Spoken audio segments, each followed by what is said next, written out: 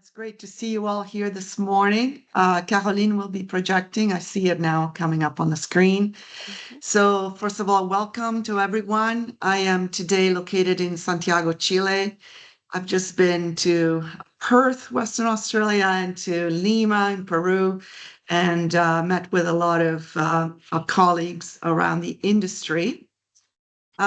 This presentation was actually developed in 2023. So I do want to acknowledge the fact that it is something that's already been presented at the GMG Leadership Summit in Perth in September 2023, and then in October in a forum, GMG forum in Santiago in Spanish. For everybody, this presentation is fully available in English and Spanish, as well as a white paper, which was published in 2024 to summarize the study. And at first, I was a bit reluctant to make this presentation again because we haven't updated the material since 2023. Nonetheless, I think the most important thing about today's call is indeed about a call to action and to bring GMG representatives, constituents across the world to really come together to do some meaningful projects around circularity. And this piece of work was meant to, again, spur some ideas as to how GMG can contribute to the advancement of circularity in the mining industry. So Caroline and I will quickly go over the material in about 20 minutes or so. There is far more information if you wish to consult those materials that I mentioned. And we'll quickly get to the point where we can have a facilitated discussion by Heather Edney, I understand, towards the second part of the call for us to be able to start drawing some ideas around a call to action. So let's get started. Caroline, please. And really, the fundamental message that I want to leave everybody with is that circularity is something that nature has thrived on and developed, and is really circularity by design. Nothing in nature is wasted. Waste is food for different processes. There's a balance of mass and energy that is kept in circulation, and nature is restorative and regenerative by design, and so is the circular economy. We have been living in a world since the dawn of industrialization, and in a world of take, make, and dispose. Very linear systems have been developed, and our whole economy, society is built around that. But we have all realized, hopefully, a good portion, maybe not all, but we've realized that, of course, this has brought us many, many issues at a planetary level, reaching planetary boundaries. And so now it's the interest and the shift towards circular business models and ways of doing business and thriving further for humanity on this planet. And that's really the beginning of it all. Personally, I'm very passionate in making the mining and metals business more circular, ideally by design, but there's a lot that needs to be done, and we can act on as an ecosystem at a systemic level.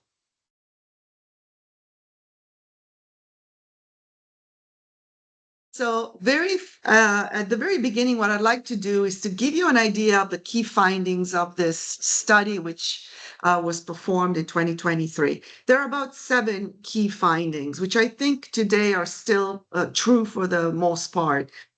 The first is that many organizations in our industry, and we surveyed a range of different companies, many organizations were getting in place some level of structural function within the company to look after circularity or responsible production, responsible consumption or responsible procurement, all of those things. And so that's very encouraging because what we see is that we're starting to embed circularity principles into ideally business strategy of our companies. And the second really is that people started to realize that circularity is beyond sustainability. We will talk a little bit more about that later. And so it's really beyond looking for opportunities to be sustainable.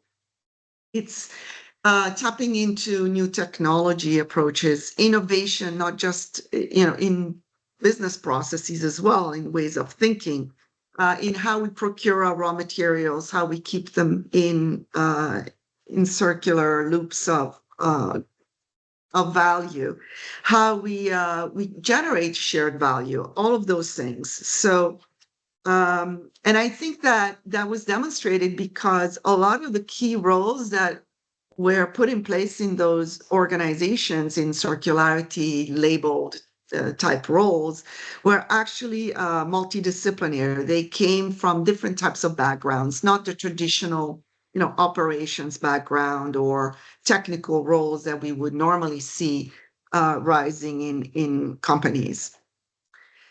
The third, and this is where we're starting to see sort of the limitations so far that the industry has had, is that circularity has been present in our companies with a project focus. So, and 70% at the time of all the circularity projects that we looked at were focused on recycling, on reprocessing of waste material, on potentially repurposing of some material and equipment, also on circular inputs and product life extensions, primarily led by manufacturers. And most mining companies, producers, most mining companies and producers have been entirely focused on reprocessing of tailings and waste reduction. Now, we did see a few changes, and that's in the fourth finding. There was, I guess, a common sense of frustration or difficulty in prioritizing circularity in their organization. So with respect to addressing sustainability, again, recycling, fantastic, waste reduction, those are the larger contributors and the lower hanging fruits. But the result is that potentially more sophisticated, more systemic, and powerful circular opportunities have been left in the back burner. And that's also tied to the difficulty in generating clear business cases, financial business cases that you can attach sort of a return on investment, and you can fund those projects internally. Lately, though, I have had some conversations with people that seem to suggest that we are moving towards more systemic type of projects. And shared value, the holistic approach, the thinking about the community as sharing into the circularity projects, this is very, very important. And I think one of the key findings that I'm starting to personally push more for and ask about in different constituencies throughout industry, because that's where I think we can unlock the systemic value of circularity. And we need to stop thinking about a one-to-one relationship, but actually a network, a multi-stakeholder type of relationship. And so what are the barriers? And the finding number 6 is really around having a common understanding, okay? Many people said, well, there isn't a common language around circularity across, many types of companies that are participating and potentially really having a role in circularity. So we need to define those better. And there has been a lot of work that's been happening and lately has been advancing, particularly from the ICMM and ISO. But I think that's also where GMG can provide a great funnel for that consensus-based guidelines that GMG is so good at producing.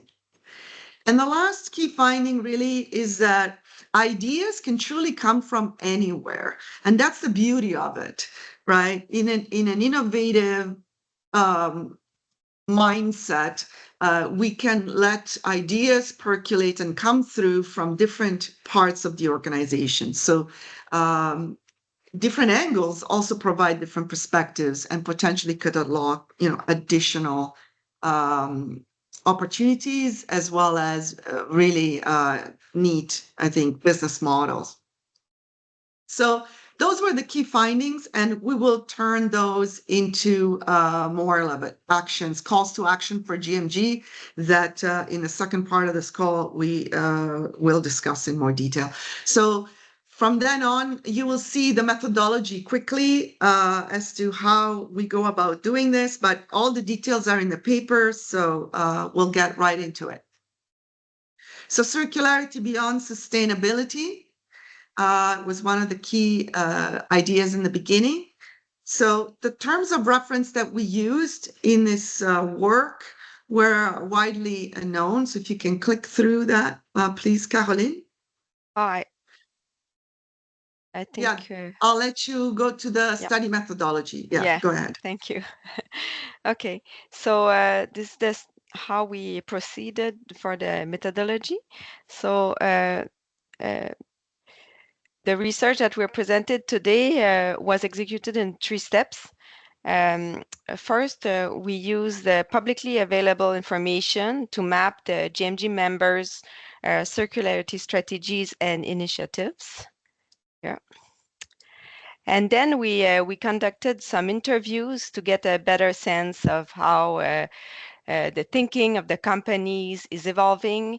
And we did this by asking some simple questions like, what is the problem that they wish to solve with circularity? What's the business impact? What are the challenges, internal as well as external? And how can GMG help? Then the last step was that we compiled and analyzed all the findings.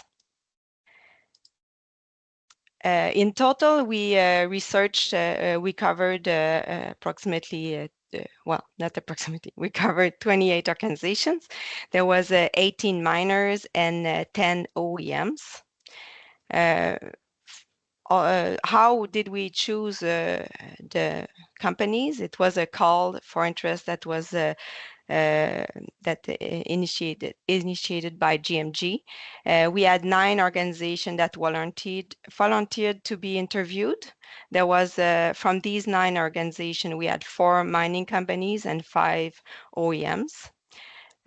For the other 19 organizations, what we did is that we looked at annual reports, sustainability reports, or any other publicly available material that we could find.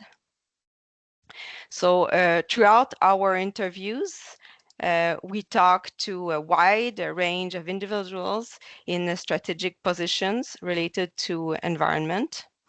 Their background range from technology, research and innovation, sustainability and ESG, and also procurement, raw materials, marketing, and productions.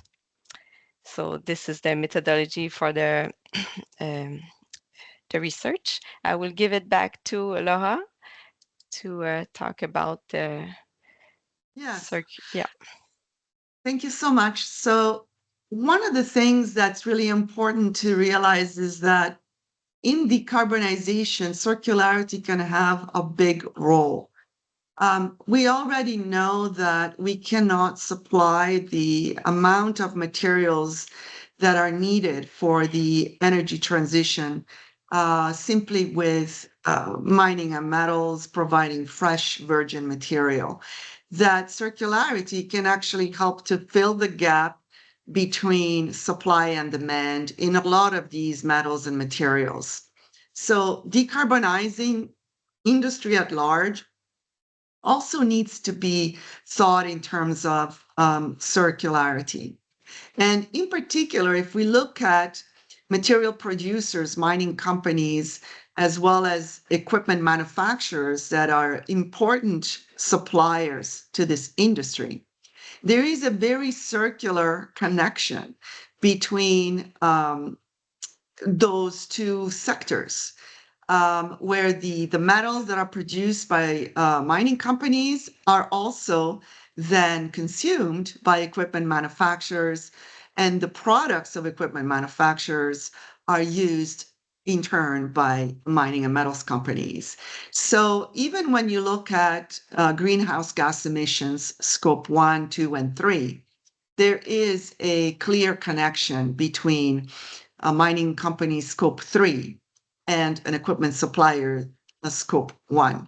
So we need to start thinking in these terms versus linear terms. Next. Yeah. One of the other things that we really wanted to promote is an awareness around the types of strategies that the industry has been applying. And we categorize them based on the Ellen MacArthur Foundation's principles of circularity, which are on the bottom left corner: eliminating waste and pollution, circulate products and materials, and regenerate natural systems. So you can, Caroline, just click through them. Material producers really have been applying mostly waste reduction, energy efficiency, recycling, and reprocessing. Those have been the strategies most widely used. Some nature-based solutions have started to appear, but believe there's a lot more can be done in that area.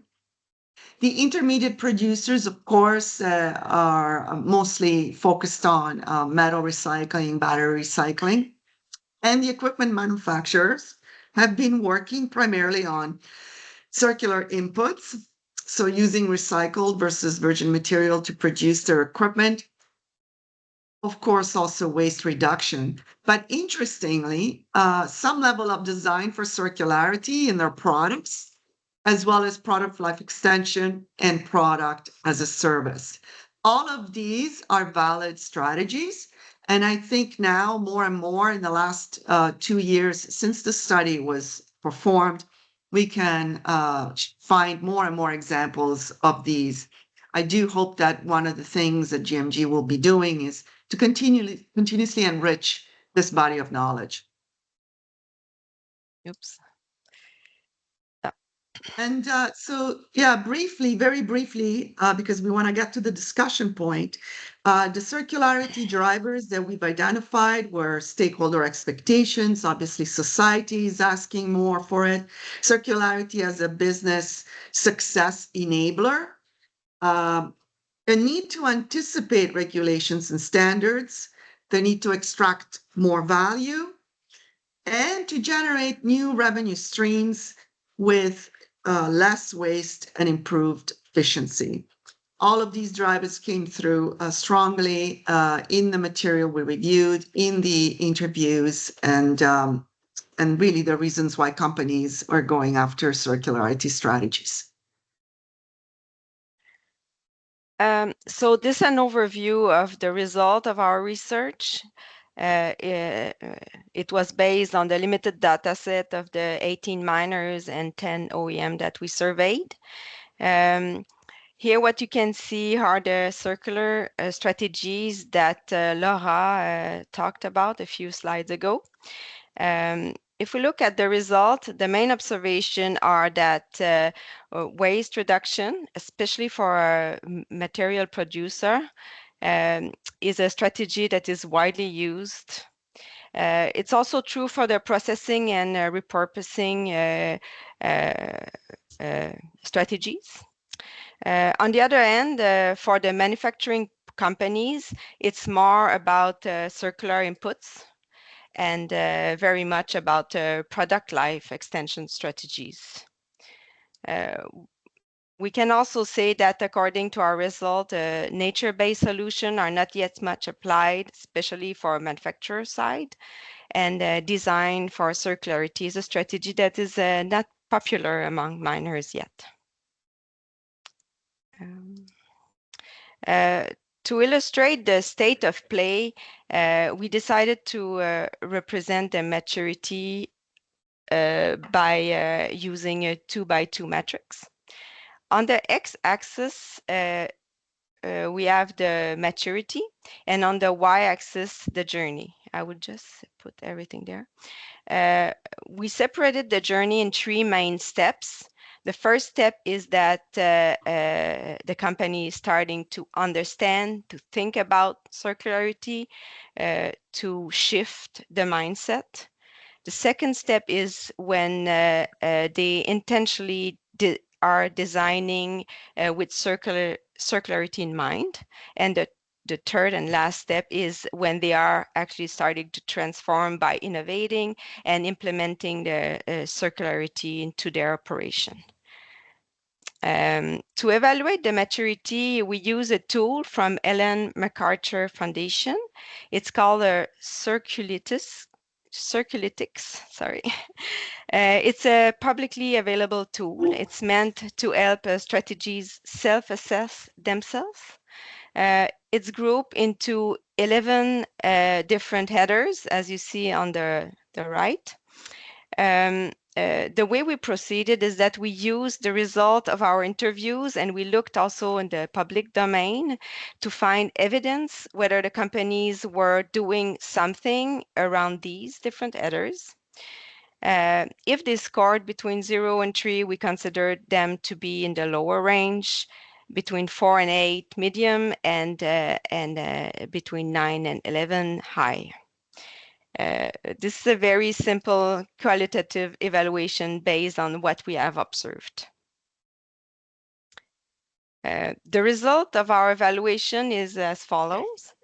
We found that there are well, the results are represented in an aggregated anonymous heat map.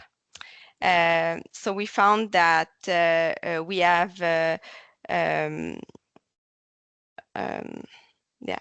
we can observe that most of the companies are in the lowest 2 quarters and more to the left, which means that their journey is just starting. But I just realized I forgot to explain to you the bubbles. So we have in blue, we have the manufacturers, and in brown, we have the producers. Also, we have used the dark color to identify the companies that we have interviewed. So the pale colors was just researched. The size of the bubble is the size of the company in terms of revenues. So now if we come to the result, we see that most of the companies are in the lower 2 quadrants and more to the left, which means that they are just starting their journey. Also, interestingly, we see a few smaller players that are on top right-hand quarters. So we can say that these are the leaders, and surprisingly, they are the smaller ones. We also see that the manufacturers are more advanced in the circularity space than the material producers. Is it because maybe the industry is all about extracting virgin material, so they can? It's more difficult for them to imagine that they can be successful in a circular business. Okay. We also looked at the result in another view. In this view, so we are more talking about geographical angle. So in this view, the color represents where the headquarters is located. So, and the size of the bubble is how global the company is. So how many in how many countries they operate. Looking at the matrix, we can see that the European companies tend to be more forward-thinking. They are further along in the circular journey. On the other end, in orange, we see North America is more lagging. We can also observe that to be a global company do not necessarily mean that you are better at circularity. As you can see, we can observe that there are both small and big companies that are in the top right quadrant. Sorry. Uh, so that was the result. I will now pass it back to Laura for the challenges. Yeah, maybe what we'll do is quickly go through this because we want to get Yeah, to the discussion. So you can exactly. click through it. So some of these challenges that we're displaying here are actually coming into the call of action. So the things that GMG can do to address these challenges are clear. And so if you go to the call to action, Yeah. there are 5 areas that we think GMG can spur. One is in the definition of common language metrics. The second is to share experiences and what we've learned from our circularity projects. Perhaps developing a self-assessment or a maturity framework further to what we've shown you. Of course, facilitating conversations and mapping material flows to maybe foster more circular economy opportunities between players in the industry and GMG members. And the last, of course, is to cultivate the mindset of circularity, of systems thinking and systems innovation. And that's what we hope to have a conversation around.